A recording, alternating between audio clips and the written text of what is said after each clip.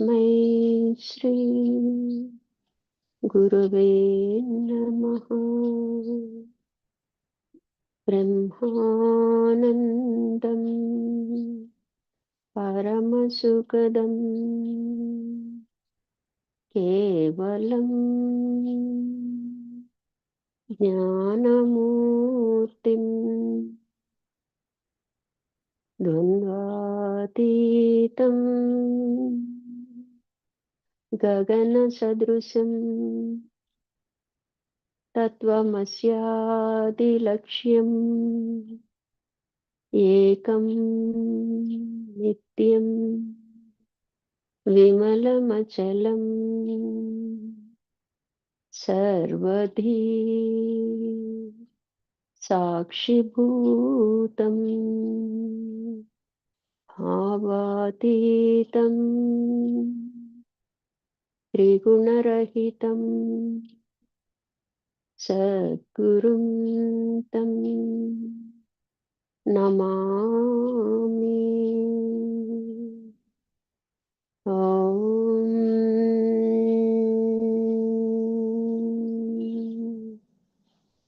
नमो ब्रह्मादिभ्यो ब्रह्मविद्यासाम्प्रदाय कर्तृभ्यो वंश ऋषिभ्यो महाभ्यो नमो गुरुभ्यः।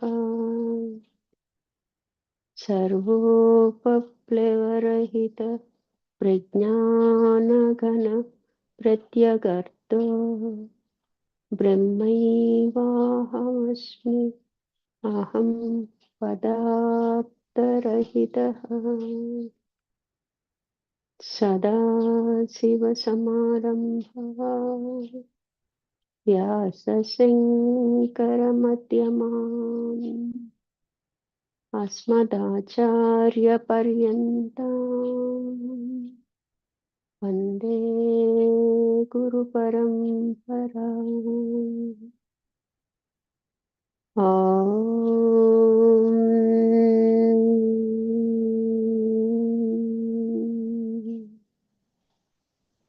सहना भवतु सहनौ गुणतु सह वीर्यं करवावहै तेजस्विनावधीतमस्तु मा विद्विषावहै। ॐ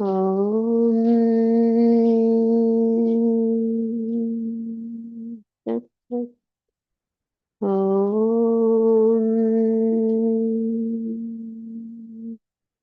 शान्ति शान्ति शान्तिः।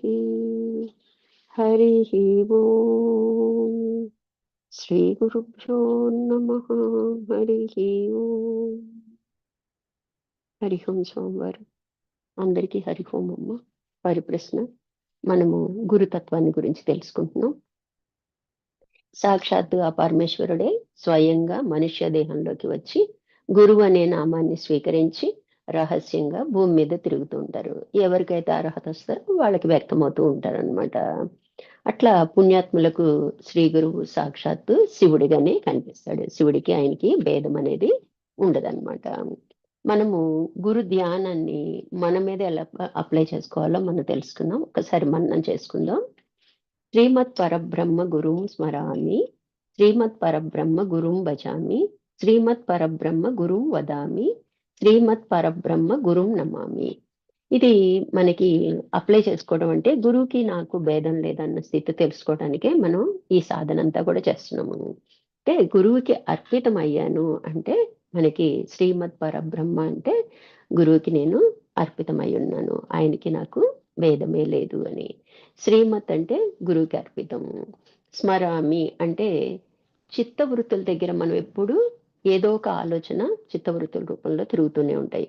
అక్కడ మనం సాధనగా ఏం పెట్టుకోవాలి అంటే గురువు యొక్క ఆలోచనలనే పెట్టుకోగలగాలన్నమాట.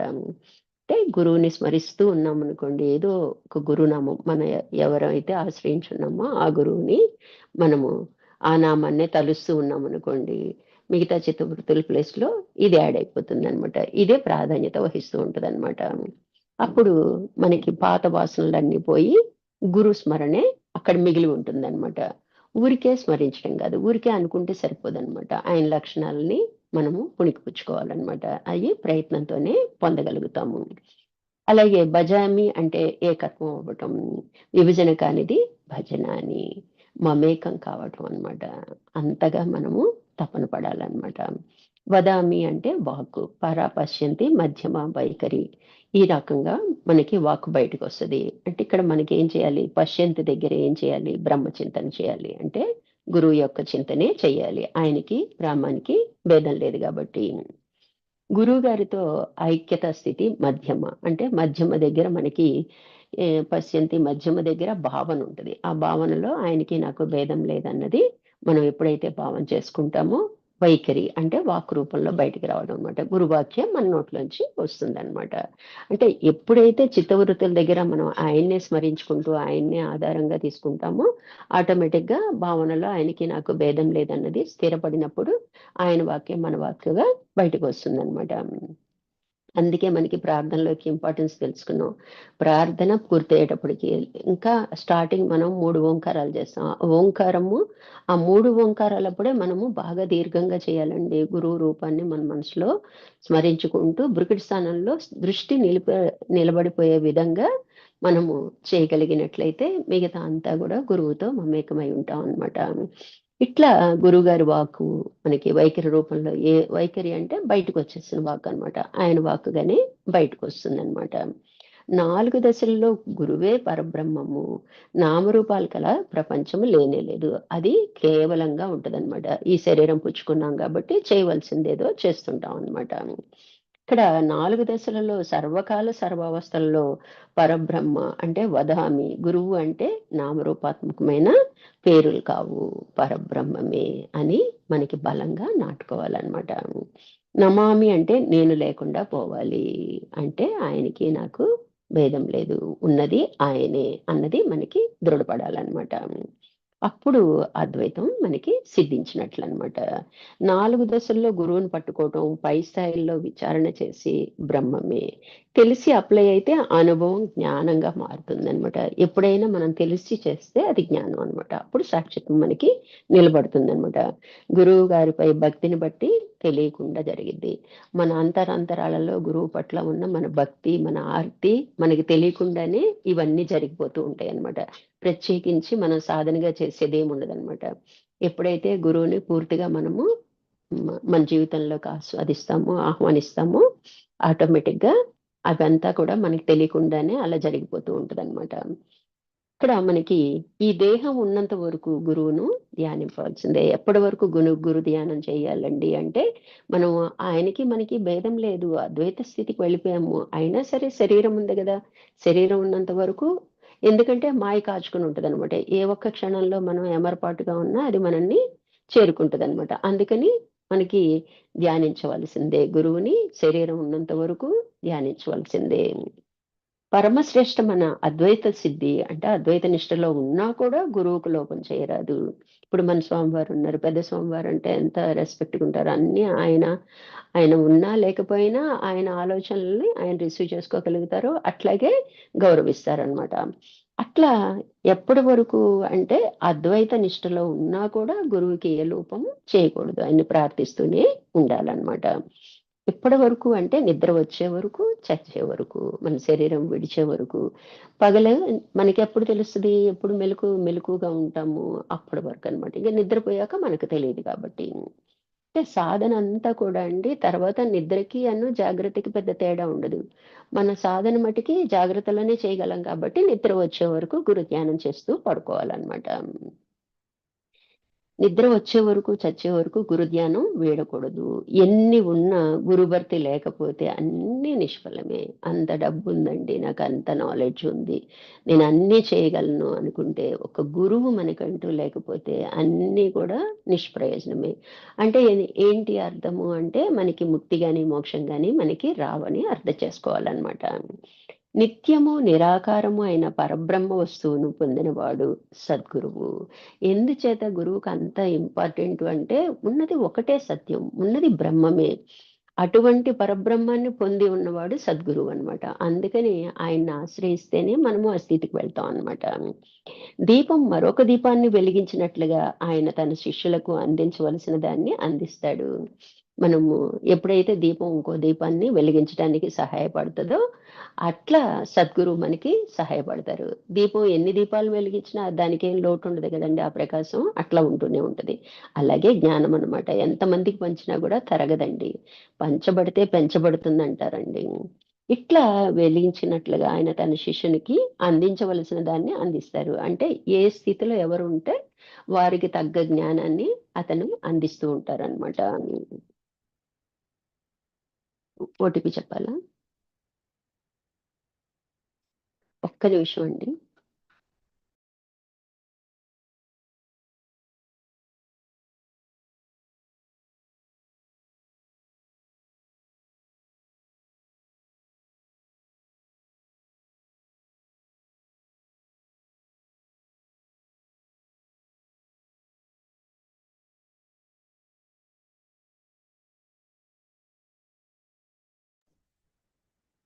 హరికమ్మండి. అయితే మనకి నిత్యము, నిరాకారము అయిన పరబ్రహ్మ వస్తువును పొందినవాడు సద్గురువు. దీపం మరొక దీపాన్ని వెలిగించినట్లుగా ఆయన తన శిష్యునికి అందించవలసిన దాన్ని అందిస్తాడు. గురు ధ్యాన మార్గంలో ఆయన్ను ఆత్మానుసంధానం చేసే విధంగా చేయటం అంటే ఇదే. గురోపాసనకు పరమ లక్ష్యము. అయితే మనకి ఆయన ఉన్న స్థితికి మనం చేరుకోవాలంటే ఆయనకి, మనకి భేదం లేదన్న స్థితికి మనం చేరుకోవాలనమాట. అట్లా మనము గురు ధ్యాన మార్గంలో ఎప్పుడైతే ఆత్మానుసంధానం చేస్తామో, అప్పుడు గురుపాసన యొక్క లక్ష్యం ఏంటో నెరవేరుతుందనమాట. గురు కృపతో లభ్యమైన ఉపదేశంతో నేను బ్రహ్మముని అని భావం చేయాలి. అయితే గురువు వాక్కుకి ఎంత బలం ఉందంటే, ఒకసారి మనకి చెప్పారంటే అది నాటుకుపోతుందండి. ఉన్నది బ్రహ్మమే, అదే నువ్వై ఉన్నావు అని గురువు మనకి తెలియజేస్తూ ఉంటారనమాట. అప్పుడు నిజానికి మనకి అనుభవంలోకి రాకపోయినప్పటికీ గురువు పట్ల విశ్వాసంతో మనము ఆ సాధన చేస్తాం అనమాట. నేనే బ్రహ్మమై ఉన్నాను, ఉన్నది బ్రహ్మమే, ఇంకేదీ లేదు, మిగతా అన్ని కూడా అసత్యమే, అనాత్మ పదార్థమే. కాబట్టి మాయ కారణంగా మనకి ఉన్నట్లు తోస్తుందే తప్ప నిజానికి ఇది లేదు అన్నది మనకి బలంగా నాటుకుంటదనమాట. ఇంకా సాధన చేయగా అంటే మన అంతఃకరణ శుద్ధి ఒక క్రమ సాధన అంటూ ఉంటది. చేయగా చేయగా ఆటోమేటిక్‌గా మనకే అనుభవానికి వస్తూ ఉంటదనమాట. ఇదే ముక్తి మార్గం. దీని చేత క్రమంగా ఆత్మజ్ఞానం ప్రకాశిస్తుంది. అలా చేయగా చేయగా మనకి ఆత్మజ్ఞానం అనేది వెలుగులోకొస్తది. అంటే అనుభవానికొస్తదనమాట. అది ఎక్కడి నుంచో రాదండి. అది మనలోనే ఉంటది. తెలియబడిద్దనమాట. స్వయంగా వ్యక్తమైద్దనమాట. ఇప్పుడేమైద్ది, అన్నీ కూడా మనలోని ఆలోచనలన్నీ కూడా బాహ్య ప్రపంచానికి సంబంధించినవే మనకి వ్యక్తమవుతూ ఉంటాయన్నమాట. గురువు తత్వమసి అని ఉపదేశిస్తాడు. అంటే నువ్వే పరబ్రహ్మవు అని. మనకి ఒక్క గురువాక్యం అనేది ఈ తత్వమసి వాక్యమేనండి. ఆ తత్, ఈ త్వము ఒక్కటే బాబు, అదే నీవై ఉన్నావు అని ఆయన ఉపదేశిస్తారనమాట. అప్పుడు మన సాధనంతా ఫలించి మనం ఆ స్థితికి చేరుకుంటాం అనమాట. ఇది మనకి ఆ పరబ్రహ్మానికి, ఉన్నది పరబ్రహ్మమే, ఆ పరబ్రహ్మానికి నీకు భేదం లేదు, నువ్వు తెలుసుకో అని తెలియచెప్తారనమాట. అప్పుడు మన సాధనతో మనం అక్కడికి చేరుకోగలుగుతాము. భూమి మీద ఉన్న చరాచరములన్నింటిలోనూ శాంతుడై పరమాత్మ స్వరూపుడై ఉన్న గురువునే చూడాలి. అయితే ఈశ్వరుడికి, గురువుకి భేదమే లేదండి. కాబట్టి ఈ ప్రపంచంలో, ఈ సృష్టిలో ఏది కనిపిస్తున్నా కూడా అది గురువుదిగానే, గురువు యొక్క అంశగానే మనము తెలవాలనమాట. చూడగలగాలనమాట. అలా చూసినప్పుడే నిజమైన సాధన అనమాట. సర్వవ్యాపకుడు, పరమాత్మ స్వరూపుడు, జ్ఞాన స్వరూపుడు, ఆనంద స్వరూపుడు అయిన సచ్చిదానంద రూప గురుదేవునకు నమస్కారము. ఆయనెవరు? సర్వవ్యాపకుడు. అంతటా వ్యాపకమై ఉన్నాడు. ఇంకా ఇక్కడున్నాడు, అక్కడున్నాడని లేదనమాట. అంతటా ఆయనే ఉన్నాడు. అంతా గురుతత్వమే ఉంది. పరమాత్మ స్వరూపుడు. ఈ సృష్టి స్థితి లయాలకు కారణమైన పరమాత్మే ఆయన అయి ఉన్నాడు. జ్ఞాన స్వరూపుడు అంటే ఇక జ్ఞానం అన్నిటికన్నా మించింది జ్ఞానం ఒక్కటే. అటువంటి జ్ఞానాన్ని రాశిగా పోస్తే మనం ఒక రూపం దాలిస్తే ఏమైద్ది? గురువు అవుతారనమాట. ఆనంద స్వరూపుడు. మన లక్ష్యం ఏంటి? ఆనందము. ఆనందమే స్వరూపంగా కలిగిన వాడు అన్నమాట. సచ్చిదానంద రూప శ్రీ గురుదేవునకు నమస్కారము. ప్రతి జీవికి ఊపిరి ఎంత అవసరమో సద్గురు కూడా అంతే అవసరము. మనం ఊపిరి తీసుకోవడం ఎంత అవసరం అండి? 2 నిమిషాలు అక్కర్లేదండి. ఒక్క నిమిషం ఊపిరి తీసుకోకపోతే విలవిల్లాడిపోతాము. ఎంత అవసరమో మనకి అలాగే గురువు కూడా అవసరం అన్నమాట. చూడండి, మనం ఆధ్యాత్మికంగానే కాదు, బాహ్య ప్రపంచంలో కూడా తల్లి కూడా ఒక గురువే, తండ్రి ఒక గురువే. ఇట్లా ప్రతి చోట గురువే ఉంటారండి. అంటే మనకి ఊపిరి ఎంత అవసరమో గురువు కూడా అంతే అవసరమని మనకి బోధిస్తున్నారు. సద్గురువును మనం అనుసరించిన కొద్దీ వారి తత్వం అర్థమవుతుంది. మనకు అర్థమవుతున్న కొద్దీ వారు దగ్గరవుతారు. మనం ఏం చేయాలి? సద్గురువుని ఫాలో అవుతూ ఉంటే, అంటే ఆయన చెప్పిన వాక్యాలనే మనం మననం చేసుకొని మన జీవితానికి అప్లై చేయటమే అనుసరించటం అన్నమాట. అంటే ఆయన ఎక్కడికి వెళ్తే మనం అక్కడికి వెళ్ళటం అనుసరించటం కాదనమాట. కేవలము అతను చెప్పింది చేయటమే అనుసరించటం అండి. వారి తత్వం అర్థమైద్ది. ఎందుకు చెప్పారు నాకు అని మనం చేసిన తర్వాత ఆ రిజల్ట్ మనకి తెలుస్తదనమాట. ఓహో! దీనికోసమే గురువు నన్ను ఈ పని చేయమన్నారు అని మనకి బోధపడిద్దనమాట. అట్లా మనకి అర్థమయ్యే కొద్దీ ఆయన పట్ల విశ్వాసం మరింత ఎక్కువైద్ది. అంటే ఆయన మనకి మరింత దగ్గరవుతారనమాట.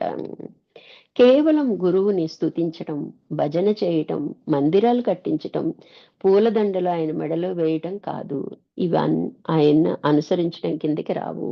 ఇక్కడ చెప్పారు చూడండి. ఆయన వాక్కునే మనం తలుచుకోవటం, ఆయన నామాన్నే స్మరించటం, ఆయన ఎదురుంగా భజన. అంటే గురువు పట్ల ఎన్నో శ్లోకాలున్నాయి. ఎన్నో భజనలు చేస్తుంటారు. మందిరాలు కట్టించటం, ఆయనకి గుడులు కట్టించటం, పూలదండలు ఆయన మెడలో వేయటం, ఇవన్నీ కూడా ఆయన్ని అనుసరించడం కింద రావండి. కేవలం ఆయన ఏం చెప్పారు, మనం ఆయన ఎలా ఉన్నారు అన్నది బాహ్య జీవితంలో శరీరధారైన తర్వాత కొన్ని పనులు చేస్తుంటారు. అయన్నీ మనం చేయలేము. అంటే ఆయన ఏం చెప్పారో అది చేయటమే మనం అనుసరించటం అన్నమాట. అది బాగా గుర్తుపెట్టుకోవాలి. అంటే ఇవన్నీ కూడా అనుసరించటం కిందకి రాదు. వారు చెప్పింది చేయటం, వారి వద్ద వినయంగా ఉండటం మాత్రమే వారిని మనం అనుసరించడం అవుతుంది. వినయ విధేయతలతో ఉండాలండి. మన గురుగీతలో చాలా బాగా చెప్తారు మనం ఎలా ఉండాలి శిష్యుడిగా అన్నది. ఇట్లా వారి వద్ద వినయంగా వారేం ఆదేశిస్తారా అని వెనువెంటనే మనం చేయటానికి సిద్ధంగా ఉండాలన్నమాట.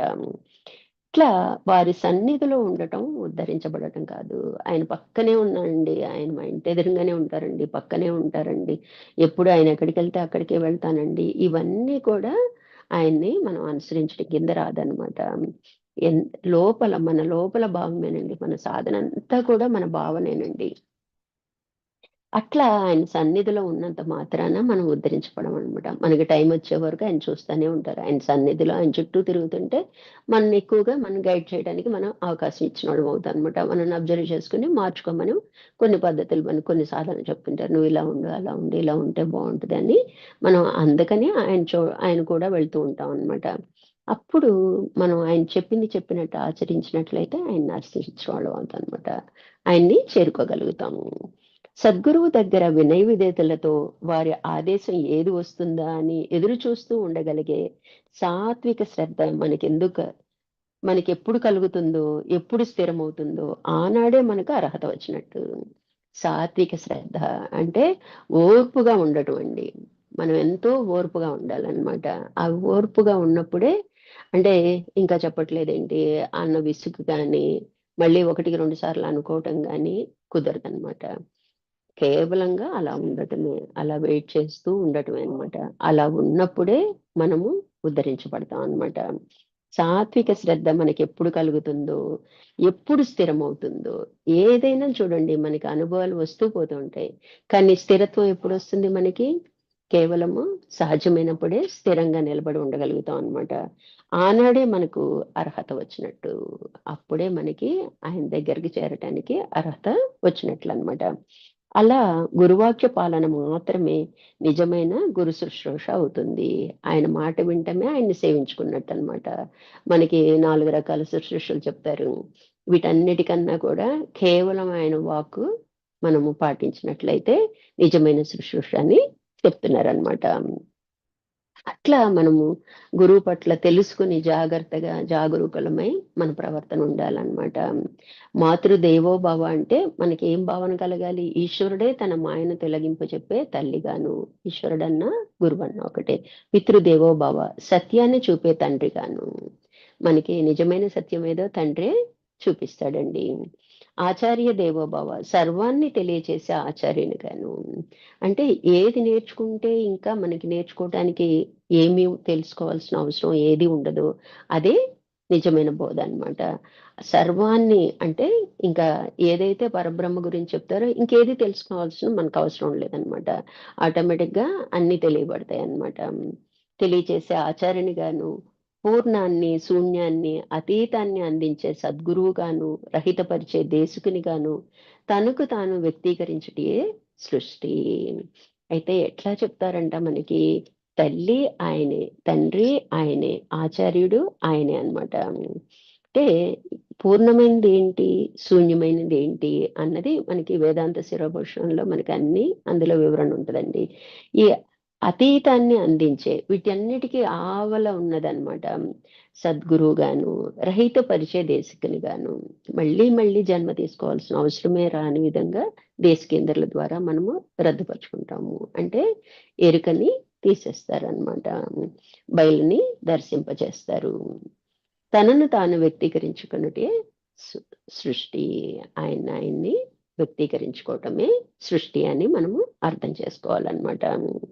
మనకింకా పెద్ద స్వామివారు ఏం చెప్తున్నారంటే, స్వార్థపూరితమైన రజోగుణంలో ఉన్నప్పుడు, సుఖం దుఃఖాలతో కొట్టబడినప్పుడు, కర్త భోక్త గురువే అని ప్రశాంతంగా జీవించాలి. మనకి స్వార్థపూరితమైన జీవితం అంటే రజోగుణం ఇక్కడ స్పష్టంగా చెప్తుంది. రజోగుణం ఉంటేనే సుఖ దుఃఖాల ఫీలింగ్స్ మనకు కలుగుతాయి అన్నమాట. లేతే రెండిటిని మనం యాక్సెప్ట్ చేయగలుగుతాం. ఇప్పుడు మనం రజోగుణంలో ఉన్నాం కాబట్టి మనం గుర్తిస్తున్నాం ఇది మంచి, ఇది చెడు, ఇది నాకు దుఃఖము, ఇది నాకు సుఖము అని. అప్పుడు మనం సాధనలో ఉన్నప్పుడు ఏం చేస్తాము? మొదటి మెట్టు ఒక్కసారి వాటి నుంచి బయటపడలేం గదా! అన్నీ గురువే. ఆయన ఈశ్వర ప్రసాదమే. అన్నీ నేనని తీసి నాకు కలిగే అన్నీ తీసేసి మనం గురువే చేశారు, ఈశ్వరుడే చేశారని మనం అనుకుంటాం. అంటే నేనన్న అహంకారాన్ని రద్దు చేసుకోవడానికి నేను స్థానంలో ఈశ్వరుని పెట్టుకుంటాం అన్నమాట. అప్పుడు కర్త, భోక్త అంటే చేసేవాడు, దాని వలన అనుభవించేవాడు మొత్తం గురువే అన్న భావన మనం చేయగలిగినట్లయితే ప్రశాంతంగా జీవిస్తాం. ఆయనే చూసుకుంటాడులే. కష్టం వచ్చినా ఆయనే చూసుకుంటాడు, సుఖం వచ్చినా ఆయనే చూసుకుంటాడు. అన్నీ ఆయన మీద వదిలేయాలండి. అప్పుడు నేను అనే సొంత అభిప్రాయాలుండవు. అప్పుడు మనం మన ప్రారబ్ధవశాత్తు ఏ కర్మలు చేయాలి, ఏం చేయాలా అన్నది ఆటోమేటిక్‌గా అలా నడిచిపోతదనమాట. అట్లా గురువు చేతిలో పనిముట్టు అయినప్పుడు ప్రశాంతంగా, ఆనందంగా ఉంటే అప్పుడు మనకేమైద్ది? మనకి దుఃఖము తెలీదు, సుఖము తెలీదు. తెలియవా అంటే శరీరరీత్యా తెలుస్తాయి. ఇదివరకట్లాగా స్పందనలు తగ్గుతాయన్నమాట. అప్పుడు ఎప్పుడైతే గురువు మీద భారం వేసామో అప్పుడు మన వ్యవహారాలేంటి, ఏది చేయాలో అన్నీ కూడా మన పర్పస్ అంతా కూడా ఆయనే చూసుకుంటాడనమాట. అంటే ఆయన చేతిలో మనం పనిముట్టుగా ఉండిపోతాం అన్నమాట. మనం చెప్పుకున్న ఉపకరణ గాని. అట్లా ఆయన చేతిలో పనిముట్టయినప్పుడు ఎలా ఉంటాం మనం? ప్రశాంతంగా, ఆనందంగా అనిపిస్తది. ఎందుకంటే నాకనుకుంటేనే బాధండి. నాకనుకుంటేనే ఒక పని చేయాలంటే కష్టంగా ఉంటాం. ఇప్పుడు జనరల్‌గా మనం చూసుకోండి, మనకిష్టమైందనుకోండి, అప్పుడేమి గుర్తురావు. నొప్పులు గుర్తురావు, ఏం లేదు. ఆ పని చేసేస్తూ ఉంటాం. అదే మనకిష్టం లేని పననుకోండి, మనకి బాలేదనుకోండి, అబ్బో! నేను చేయలేననుకుంటాం. ఇప్పుడు మనం గురు చేతిలో పనిముట్టు అనుకున్నప్పుడు మనకేమి కష్ట నష్టాలు తెలియవుగా. అన్ని భారాలు ఆయన మీద వేసేసాంగా. అప్పుడెలా ఉంటాం? ఆనందంగా చేయవలసింది నా వంతులో ఉంది. టకటక చేసేస్తాం అన్నమాట. ఇంకిది ఈ టయానికి కుదరదని గానీ, దీనివల్ల నాకు కష్టమని గానీ, ఇట్లాంటి ఫీలింగ్స్ అన్నీ ఉండవనమాట. అప్పుడు మనకి గురువునందు ఐక్యత పొందితే ఇంకెలా ఉంటుంది అనే ఆలోచన రావాలి. అప్పుడు మనం చేసే ఆలోచనేనండి. అంటే మనం చేసే భావనే మనకు ముఖ్యమనమాట. ఆ పై స్టెప్ ఎత్తుక్కోవాలనమాట. ఇప్పుడు మనం ఏం చేస్తున్నాం? ప్రశాంతంగా ఉంటున్నాం. అంటే సత్వగుణంలోకొచ్చేసాము. ఇంకా నెక్స్ట్ ఏంటి అన్న ఆలోచన మనకొస్తుందా? రాకపోతే అక్కడ హాయిగా ఉందిగా కంఫర్ట్ జోన్‌లో ఉండిపోతాం అనమాట. ఇప్పుడేం చేయమంటున్నారు? స్వామివారు ఏమంటున్నారు? నాకు గురువుకి ఉపకరణగా ఉంటేనే నేను ఇంత ఆనందంగా, ప్రశాంతంగా ఉన్నాను. ఇంకా నేను ఆయనలో ఐక్యత పొందితే ఇంకెంత బావుంటదో కదా అన్న ఆలోచన వస్తేనే ఆ స్టెప్ ఎదగటానికి మనకి సాధన ఉంటదనమాట. గురువునందు ఐక్యత పొందితే ఇంక ఎలా ఉంటుంది అనే ఆలోచన రావాలి. అప్పుడు శాశ్వతానందం. ఇప్పుడేముంది వచ్చిపోతూ ఉందనమాట. ఏదో కష్టం వచ్చింది, గురువుని ఆశ్రయించా, హమ్మయ్య! తేలిగ్గా అయిపోయింది. ఎంతో కష్టపడతాననుకున్నాను, నాకు తేలిగ్గా అయిపోయిందనుకుంటాం. కానీ ఈ ఆనందం అనేది మళ్ళీ ఇంకో సమస్యొచ్చినప్పుడు మళ్ళీ ఆలోచింపచేస్తది. అదే గురువులో ఐక్యతా సిద్ధి పొందామనుకోండి, శాశ్వత ఆనందం. ఇంక కష్టం అనేదే తెలీదనమాట. అన్నిటికీ ఒక్కలాగే ఉండగలుగుతాం. నేను లేకపోయినప్పుడు ఉన్నది గురువే అయినప్పుడు శాశ్వత ఆనందం. నేను ఉంటేనే అన్ని కష్ట నష్టాలండి. నేననే పదం లేకపోతే ఉన్నది గురువే అనుకున్నప్పుడు ఏది బాధించదండి. అన్నీ సజావుగా నడిచిపోతాయి. మన ప్రారబ్ధం గూడా మన శరీరం ఎందుచేతొచ్చిందో మధ్యలో మనం కలిగించుకోవటం అంటే ఏంటి? స్పందించి రజోగుణ ప్రభావం వలన ఈ రాగద్వేషాలకి లోనవుతూ ఉంటాం అన్నమాట. మనం కలిగించుకోకపోతే అన్నీ సజావుగా సాగిపోతాయన్నమాట. అంటే శాశ్వతానందం మనకి మిగులుతుందన్నమాట. సర్వవ్యాపకమైన శరీర గురువే ఆనందాన్ని ఇవ్వగలడు. అంతటా శరీరంగా ఉంటే ఒక పరిమితం అండి. 5 అడుగులున్నారా? 6 అడుగులున్నారా అని. అంతవరకే చూడగలుగుతాం. కానీ గురువుని అంతటా చూసామనుకోండి, సర్వవ్యాపకత్వం ఆయనే. ఉన్నది బ్రహ్మమైనప్పుడు, అంతటా బ్రహ్మమే ఉన్నప్పుడు, బ్రహ్మానికి, గురువుకి భేదం లేదన్నప్పుడు, గురువే బ్రహ్మము, బ్రహ్మమే గురువు. అంటే ఆ లక్షణాలన్నీ ఈయనకి ఉన్నాయి. అంటే సర్వవ్యాపకంగా ఉన్నారు, అశరీరిగా ఉన్నారు. అందుకే మన మనసులో ప్రార్థించుకుంటాం. మన గుడికి వెళ్ళినప్పుడు కూడా చూడండి, ఎదురుంగా దేవుడు కనిపిస్తుంటాడు. కానీ ఏదైనా కోరుకునేటప్పుడు కళ్ళు మూసుకునే ప్రార్థిస్తాము. అంటే అంతటా ఉన్న భగవంతుడిని వేడుకోవటం మనకి తెలియకుండానే వచ్చేస్తది. అంటే భావనలోనే కోరుకుంటాం అనమాట. ఇక్కడ కూడా మన ప్రయత్నం అదే చేయాలన్నమాట. సర్వవ్యాపకమైన అశరీర గురే అంటే వ్యాపకంగా అంతటా శరీర రూపంలో ఉంటే పరిమితంగా కనిపిస్తారు. అంతటా ఉన్నది ఆయనే అనుకున్నప్పుడు అశరీర అన్నమాట. ఆనందాన్ని ఇవ్వగలడు. రావాలి. సహజంగా రావాలి. రావాలండి. నాకు గురువు తప్ప ఇంకొకళ్ళు లేరు. ఈశ్వరుడు తప్ప నాకు ఇంకొకటి లేరు. అన్న తపన ఉంటే మనము అదెలా ఉండాలంట సహజంగా సహజమైపోవాలనమాట. ఏదైనా ప్రయత్నిస్తేనే వస్తదండి. ఇప్పుడు ఈ మనకి లోపల ఎలా వస్తది? ఇప్పుడు ఉంటేనే మోక్షం గూడా వస్తది. అంటే గురువులో ఐక్యత పొందితేనే మనకి మోక్షం పొందినట్టు కైవల్యం. అంటే ఏంటి మనకి ఎలా ఉండాలి? నిరంతరము అయ్యే ఆలోచనలు చేయాలనమాట. ప్రయత్నించి చేయటం సాధన అంటారనమాట. గురు రూపాన్ని తలుచుకోవాలి. గురువుగారు ఏం చెప్పారో గుర్తెచ్చుకోవాలి. అనేక సందర్భాల్లో మనం ఎలా వ్యవహరించాము, అది గురువుని కోరుకున్న తర్వాత ఎలా జరిగింది, ఎలా సజావుగా జరిగింది, ఇంకా నేను గురువుని చేరుకోవాలంటే నేనేం చేయాలి, ఇంకా ఏం చేయాలి, ఇంకా ఏం చేయాలి. ఇప్పుడు మన పిల్లలకి చూడండి, మనం ఇంకా ఏం చేయాలి, వీళ్ళకి ఏం చేస్తే బావుంటది, ఎలా చూసుకుంటే బావుంటది, ఏం ఆస్తులు కూడబెట్టాలి, నిరంతరం అదే ఆలోచనలో ఉంటాం గదా! మనని గురించి మనం మర్చిపోతాం. మన సుఖాలు, సౌఖ్యాలు అన్నీ పక్కన పెట్టి వాళ్ళ కోసమే తాపత్రయపడుతుంటాం. అట్లా గురువు పట్ల నిరంతర ఆలోచన చేయటం ఆటోమేటిక్‌గా తహొచ్చేస్తదండి. ఒక్కసారి తహొచ్చాక ఇంకా ఆగదండి. అది సహజమయ్యే వరకు దాన్ని సహజమవటం అంటే ఆయనకి నాకు ఐక్యత, అద్వైతం సిద్ధించినప్పుడే అది సహజమైపోతుందనమాట. అప్పటి వరకు మన ప్రయత్నం చేస్తూనే ఉండాలనమాట. సర్వంలో ఉండి నడిపిస్తున్నవాడు గురువు. అంతటా ఉన్న గురువే మనల్ని నడిపిస్తున్నాడు. ఇక్కడ నా ఇష్టాయిష్టాలకి ఏమీ ప్రమేయం లేదు. అదే నా ఇష్టం అనుకుంటే ఏది నేను చేయలేను. నాకిష్టం లేకున్నా మన చేత చేయించబడటమే ప్రారబ్ధం అన్నమాట. గురు సత్తాలో భవసాగరమును దాటాలనే తపన, తీవ్ర తపనలో అర్పణ అయ్యి ధీమాగా ఉండాలి. అయితే ఎట్లా ఉండాలి అంట మనకి సర్వంలో ఉండి నడిపిస్తున్నవాడు గురువు. గురు సత్తాతో భవసాగరమును దాటాలనే తపన. ఆయన యొక్క శక్తితో నేను నా ఈ సంసారాన్ని, ఈ ప్రపంచాన్ని దాటాలి. నా ఈ జీవితాన్ని దాటాలి. మళ్ళీ నేను జన్మించకూడదు. నాకు మోక్షమే ప్రధానము అన్న విధంగా మనం ఎప్పుడైతే అర్పణ అవుతామో, అంటే నన్ను నేను తొలగించుకుంటాను. ఇక నా ఇష్టాయిష్టాలేమి వచ్చినయి వచ్చినట్టే యాక్సెప్ట్ చేస్తుంటాం అనమాట. నా సొంత తెలివితేటలు ప్రయోగించననమాట.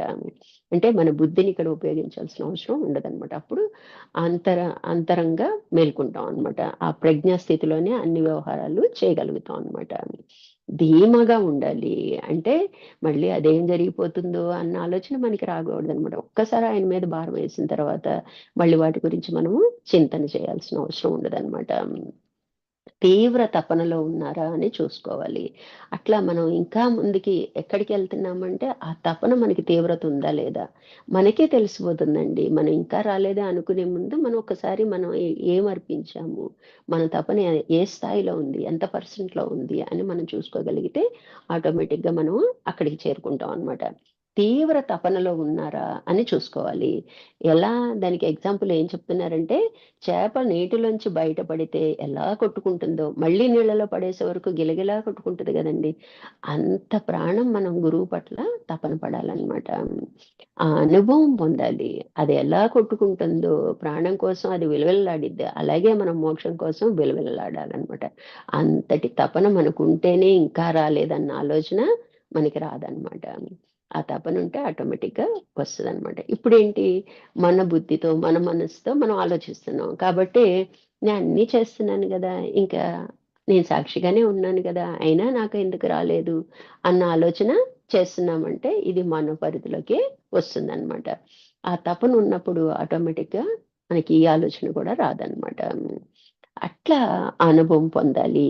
శరీర ధర్మంతో తెలిసి ఉంటే కలవలేరు.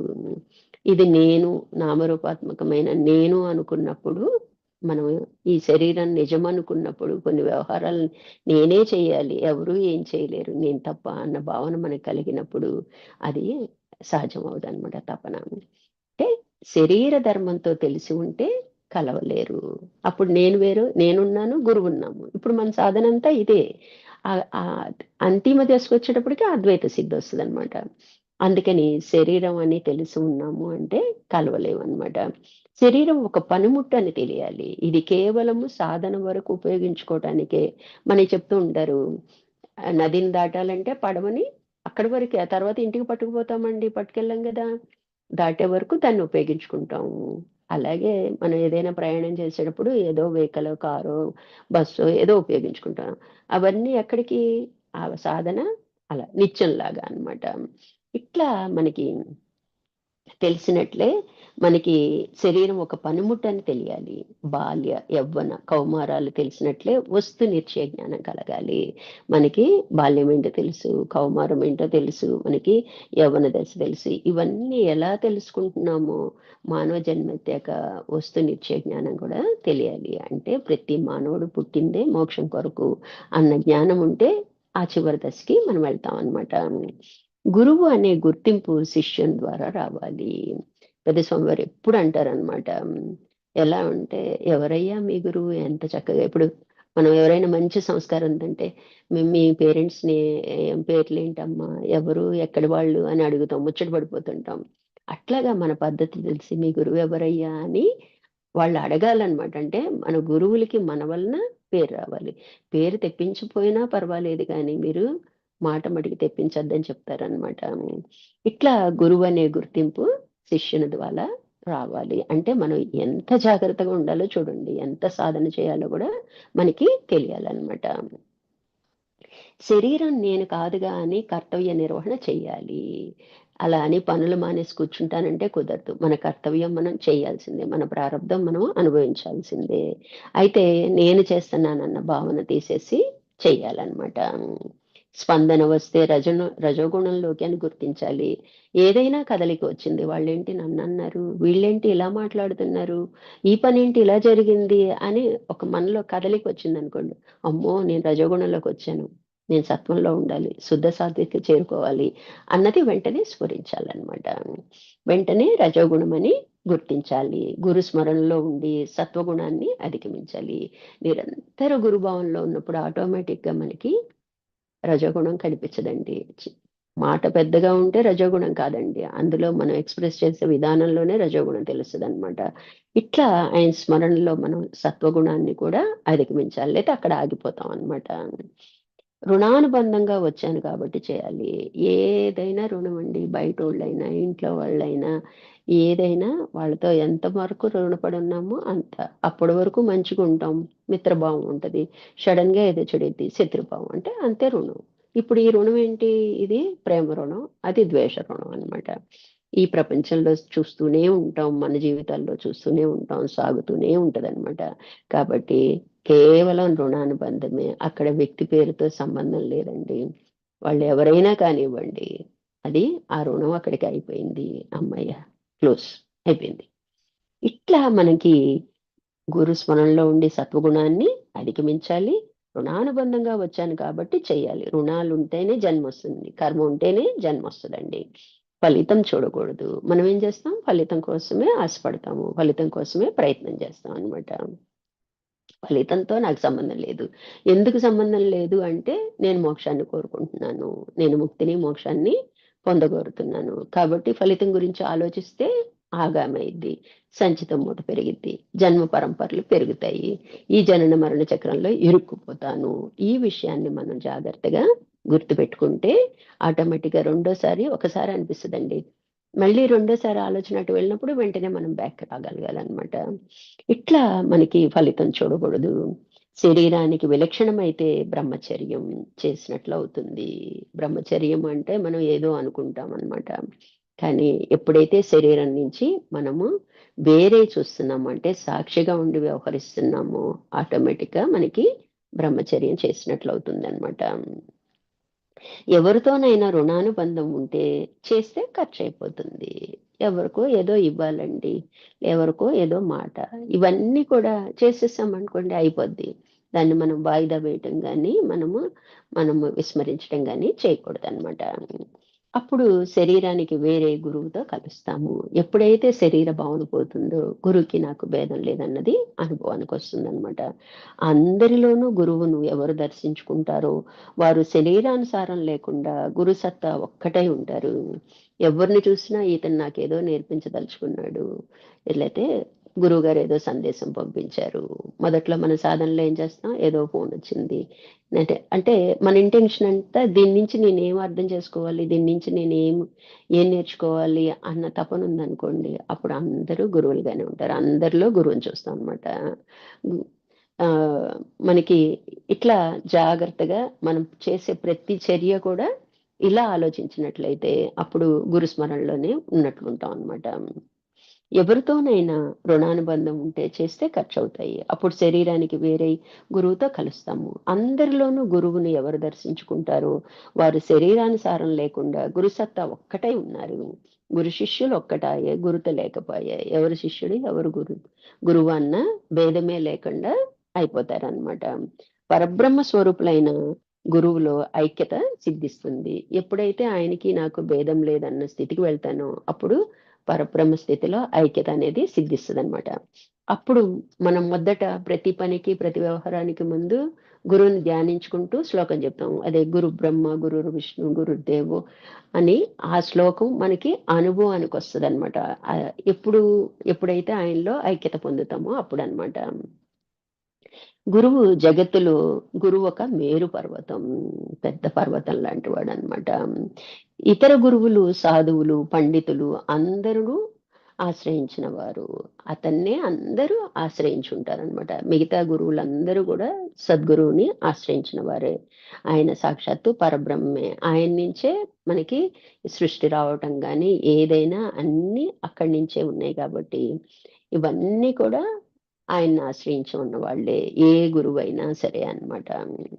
కుల గురువు, విద్యా గురువు, దీక్షా గురువు, మంత్ర గురువు, ధర్మ గురువు లేదా వర్ణ గురువు మొదలైన వారందరూ కూడా గురువుచే సృష్టించబడిన వాళ్ళే. ఇవన్నీ కూడా మనం చెప్పుకున్నాం. పంచగురువులు కార్యక్రమం ఉంటుందండి. అన్నీ వాళ్ళ కార్యకలాపాలే అన్నమాట. అందులో భాగంగానే ఇన్ని అంటే ఎవరు ఉన్న స్థితి నుంచి ఆ గురువు అవసరం అవుతారండి. ఇప్పుడు ఎల్‌కేజీకి ఒక గురువు అవసరం అవుతారు. పీహెచ్‌డీకి ఒక గురువు. అట్లా అన్నీ కూడా ఆయన వల్లే సృష్టించబడినయి. ఆయన నుంచే సృష్టించబడినవన్నమాట. అయితే సహజ యోగి అయిన గురువు దివ్య శక్తిని కలిగి ఉన్నప్పటికీ సంసారిలా దేహాన్ని ధరిస్తారు. సామాన్య మానవుని వలె పైకి నటిస్తున్నప్పటికీ లోలోపల వీరు భగవంతుడే. ఆయన మనకి మామూలుగా పెళ్లి చేసుకొని పిల్లలుంటారు, వ్యవహరిస్తుంటారు, అన్ని పనులు చేస్తుంటారు. అప్పుడు మనకెలా ఉంటారు? మనకి తెలియనప్పుడు మామూలు వ్యక్తిగానే చూస్తాము. కానీ ఆయనెవరు? సాక్షాత్తు దేవుడనమాట. ఒక్క జన్మలో గురువుతో సంబంధం ఏర్పడితే, తిరిగి ఇతర జన్మలలో గూడా సంబంధం ఏర్పడుతూనే ఉంటది. ఒక్కసారి ఆయన్ని మనము గురువుగా భావించినప్పుడు, ఆయన శిష్యుడిగా అంగీకరించినప్పుడు, తర్వాత ఈ జన్మలో మనం మోక్షం పొందలేదండి. తర్వాత జన్మలలో కూడా ఆయన మన వెంటే ఉంటారనమాట. రూపాలు వేరై ఉంటాయి అన్నమాట. సంచిత పుణ్యకర్మల వలన శిష్యులు గురువు పట్ల ఆకర్షితులవుతారు. గురు కృప పెళ్ళుబకగానే శిష్యునికి భాగ్య ద్వారాలు తెరుచుకుంటాయి, సౌభాగ్య ద్వారాలు తెలుసుకుంటాయి. ఎప్పుడైతే మన సంచితం ముట్ల ఎక్కడో ఒక చోట మనం ఆసక్తి ఉంటదన్నమాట, ఆకర్షించబడుతూ ఉంటాం అనమాట. అందుకని ఒకానొక జన్మలో గురువు మనకి కనిపిస్తారనమాట. అది అలా కనిపించటమే మన సౌభాగ్యం అన్నమాట. అదే మన అదృష్టం. మనకి ఈ జన్మలో అన్ని రకాలుగా మనకి అదృష్టం ఉందండి. 100,00,00,000 జన్మల పుణ్యఫలంగా చెప్తారు ఆది శంకరాచార్యుల వారు. అటువంటి అదృష్టాన్ని మనము ఈ దేహం ఉండంగానే మనం చేయవలసిన కార్యక్రమం ఏంటో పూర్తి చేసుకోవాలండి. అంటే ముక్తిని, మోక్షాన్ని ఈ జన్మలోనే పొందాలి. సద్గురువు దివ్య జ్ఞానాన్ని అందించే ముందు భక్తుల అజ్ఞానాన్ని నశింపచేస్తారు. అంతే గదండీ! ప్రపంచ జ్ఞానం పట్ల వైరాగ్యాన్ని కలుగజేయటమే నశింపచేయటం అన్నమాట. ఆ తర్వాత సద్గురువు యొక్క దివ్య శక్తి శిష్యుల్లో మంచి బుద్ధిని ప్రేరేపిస్తుంది. ఇప్పుడు మనకి చూడండి, మన శాస్త్రాలు చదవాలని, గురు బోధలు వినాలని, గురువు చేసే కార్యక్రమాల్లో పాలుపంచుకోవాలని అన్ని రకాలుగా మనకి ఆలోచనలు కలుగుతున్నాయి అంటే మనలో ఆ బుద్ధి ప్రేరణ కలిగించింది ఆయనే అన్నమాట. అన్నీ ఆయనేనండి మనకి. ఆయన్ని నాకు కుదరట్లేదు, నేను వెళ్ళట్లేదని నేను అనుకుంటాను. కానీ ఆయన అనుగ్రహం ఉంటేనే నేను వెళ్ళగలుగుతానన్నమాట. ఆ విషయాన్ని మనం జాగ్రత్తగా గుర్తుంచుకోవాలి అన్నమాట. ఆ తర్వాత మంచి బుద్ధిని ప్రేరేపిస్తుంది. గురువు యొక్క ముద్రలో ఉన్నప్పుడు గురు రూప వర్ణన వారికి ఎడమ భాగంలో శ్రీశక్తి స్థానం ఉంటుంది. అంటే ఆయన చుట్టూ అనేక దేవతలు ఉంటారండి.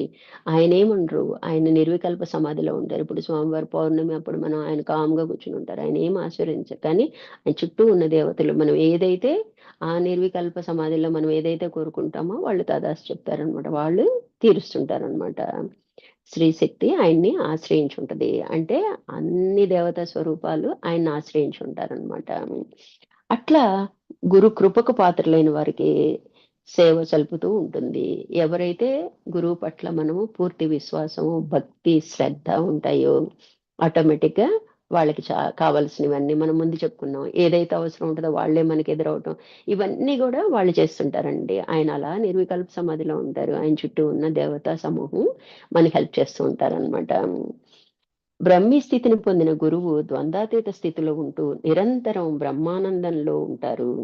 వారిని సచ్చిదానంద సద్గురుగా పిలుస్తారు.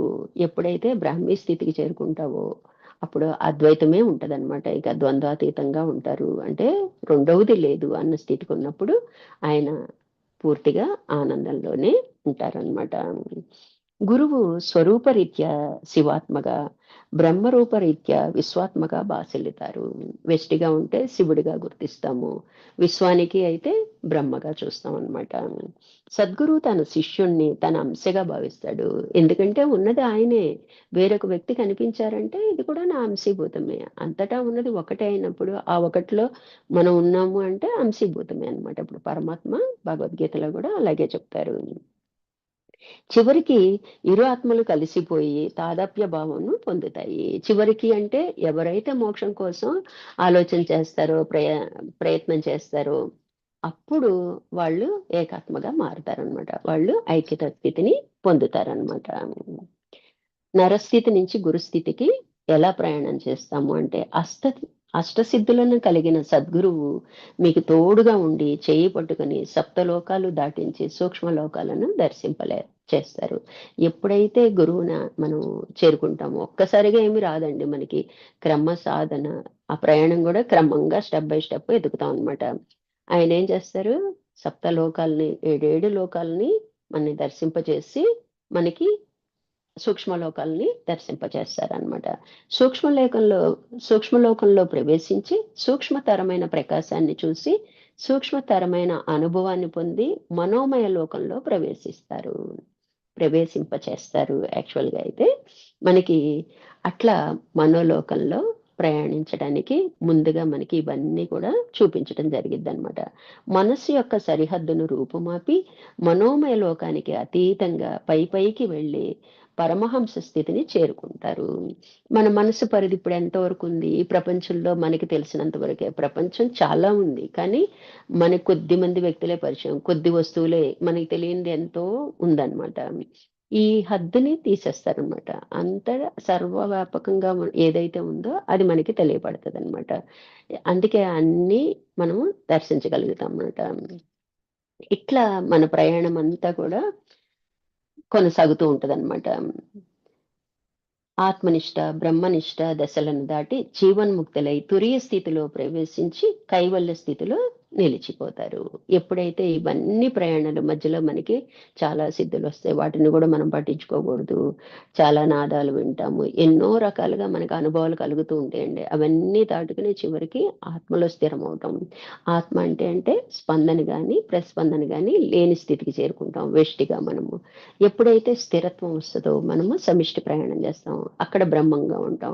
అక్కడ గూడా మనకి చాలా ప్రయాణం ఉంటది. ఆ తర్వాత బ్రహ్మనిష్టకి చేరుకుంటాం. అక్కడ గూడా కదలని స్థితికొస్తాం అనమాట. ఆ పై స్థితిని మనము ప్రయాణం చేస్తాం. అంటే పరబ్రహ్మ నిర్ణయం దాకెళ్తాం అనమాట. ఇట్లా బ్రహ్మనిష్ట దశలను దాటి జీవన్ముక్తులై అంటే జీవించి ఉండగానే ముక్తులనమాట. తురీయ స్థితిలో ప్రవేశించి కైవల్య స్థితికి నిలిచిపోతారు. అట్లా ఐక్యత వరకు చేరుకుంటారనమాట. తొలుత సవికల్ప సమాధిని, ఆ తర్వాత నిర్వికల్ప సమాధిని పొంది జనన మరణ చక్రాన్ని అధిగమించి జీవన్ముక్తినిగా, పరాముక్తినిగా మారతారు.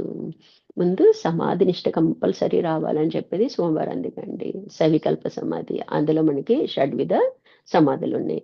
అలా ఒకదాని తర్వాత ఒకటి ప్రయాణం అంటే మనం చేసే సాధన బట్టే మన ఎదుగుదల ఉంటదండి.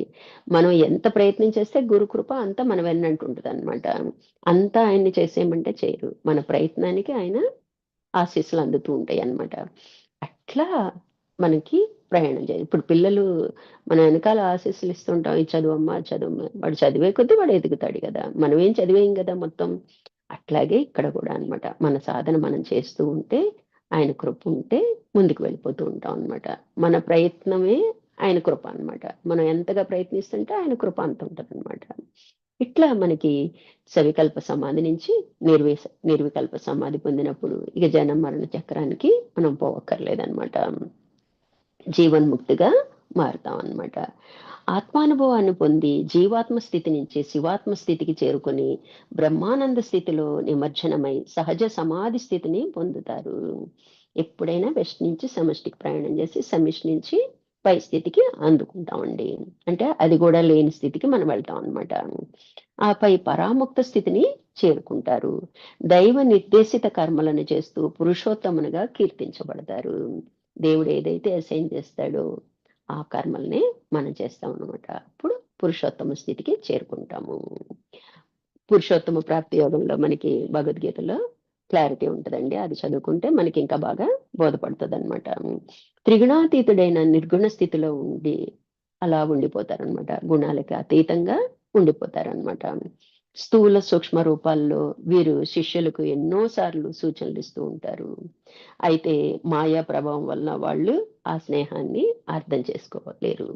ఇప్పుడు అందరి ముందు గురువు ఉంటారు. ఆయన ఆదేశాలు ఇస్తూనే ఉంటారు. ఎవరైతే ఎక్కువ సాధన చేస్తుంటారో వాళ్ళు అందుకుంటారు. లేతే మాయ కారణంగా మనకి అర్థమవ్వదనమాట. ఆయన చెప్పింది ఆయన వాక్ రూపంలో చెప్పినా కూడా మనకి అర్థం కాదనమాట. వేరేలా అర్థం చేసుకుంటుంటాం అనమాట. అట్లా వీరు జీవన్ముక్తులు. వీరు స్వచ్ఛందంగా దేహాన్ని ఎప్పుడు కావాలంటే అప్పుడు వదిలేయగలుగుతారనమాట. అష్టసిద్ధులు తమ ఆధీనంలో ఉంటాయి. వారికి మరణం అనేదే లేదు. అయినా వారి శరీరం ప్రకృతి ఆధీనంలో ఉంటది. ప్రకృతి వ్యతిరేకంగా వాళ్ళేమీ చేయరండి. ఎప్పుడు ఎంత సాధన చేసినా, ఏ స్థితికెళ్ళినా ప్రకృతిని గౌరవిస్తారనమాట. అట్లా మనకి వీరి శరీరం ప్రకృతి ఆధీనంలో ఉంటుంది. జీవన్ముక్త స్థితి పొందే వరకు కూడా ప్రకృతి నుంచి విముక్తి రాదనమాట. ఎప్పుడైతే జీవించి ఉండగానే ముక్తులవుతారో వాళ్ళు ఏమీ చేయాల్సిన అవసరం ఉండదనమాట. అన్నీ ఆవిడే చేసుకెళ్ళిపోతుంది. అంటే ఆవిడని అధిగమిస్తారనమాట. గురువుకు బ్రహ్మముకు భేదం లేదు. నిర్గుణుడే సగుణుడవుతాడు. గురువుకి గాని బ్రహ్మం కానీ తేడా లేదు. ఎవరైతే నిర్గుణంగా ఉన్నారో వాళ్ళే మనకు కనిపిస్తారు. సగుణ రూపంలో కనిపిస్తారు. అంతటా ఉన్న గురువు మనకి సగుణ రూపంలో ఒక శరీరం ధరించి మన ముందుకు వస్తారనమాట. గురువునకు బ్రహ్మముకు భేదం లేదు. నిర్గుణుడే సగుణుడవుతాడు. వీరి స్వరూపం బిందు స్థితి, సృష్టిలో చిదాకాశంలో ప్రకటితమవుతుంది. ఎలా ఉంటారు? వీళ్ళు బిందు స్థానంలో ఉంటారు. అంటే అందరు దేవతలు అక్కడే స్థానం, బిందు స్థానం దగ్గరే అందరు దేవతలు ప్రతిష్ఠితమై ఉంటారు. అటువంటి స్థితి వారిదనమాట. అట్లా మనము జాగ్రత్తగా గురువుని గుర్తిస్తూ సాధన చేసుకుంటూ మనం వెళ్ళాలండి. ఇక్కడికి ఆపుతానండి. హరి ఓం.